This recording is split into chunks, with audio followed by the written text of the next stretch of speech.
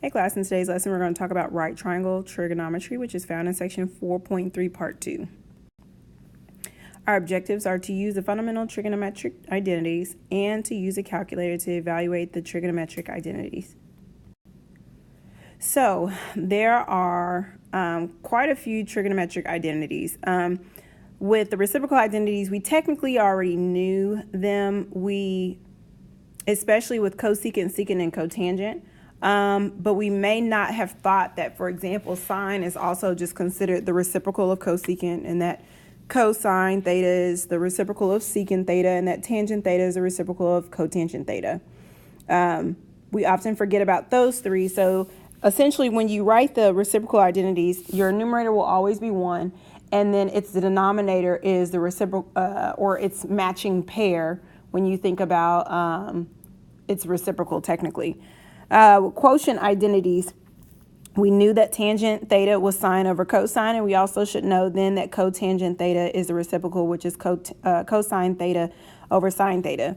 If you notice here, cotangent actually has two identities, right? You can either set it as a reciprocal identity or the quotient identity, but either way, they're both equal. They are both equal.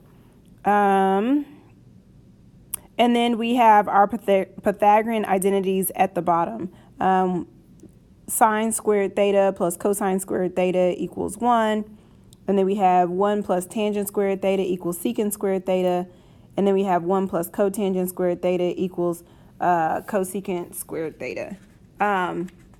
There is a way to prove it. I can show you in class. But just for now, understand that these are all the identities that you need for this course. So for example 4, we are to apply trigonometric identities. So it says, let theta be an acute angle such that sine theta is 0.6. Find the value.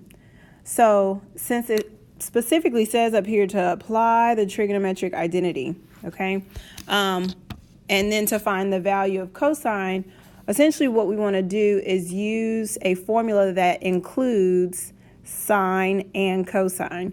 And one of the identities that includes sine and cosine is sine squared theta plus cosine squared theta equals 1. Okay? And again, we're going to do this so that we can find cosine. So if sine is 0.6, then that means that this will be 0.6 squared plus cosine squared theta equal to 1. 0.6 squared is 0.36. Again, plus cosine squared theta equal to 1. If I subtract 0.36, I will have cosine squared theta equal to 0.64. However, they didn't ask us for cosine squared theta, they just asked for cosine theta. So again, or finally, we'll have to take the square root. So cosine theta equals 0.8. And that is all.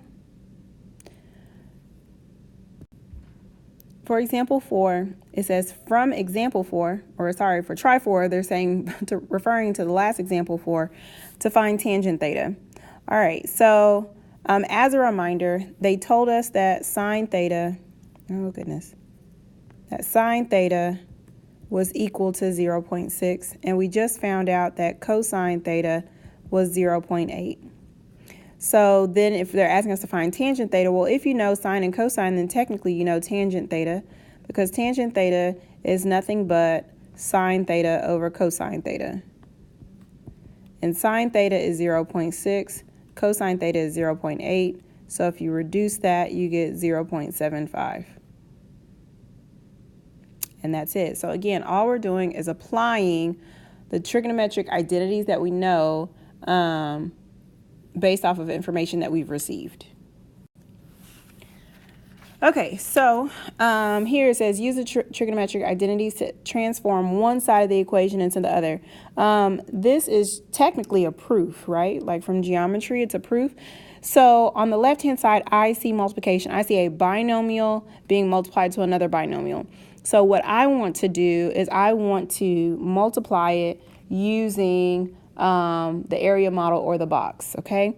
So if we put it in a box, we're going to have secant theta times tangent theta, and then we're going to have secant theta and negative tangent theta, right? And so if we multiply, we'll have secant squared theta. On this one, we'll have negative secant theta tan theta, right? They're different, so just put them next to each other. In the upper right-hand corner, we'll have positive secant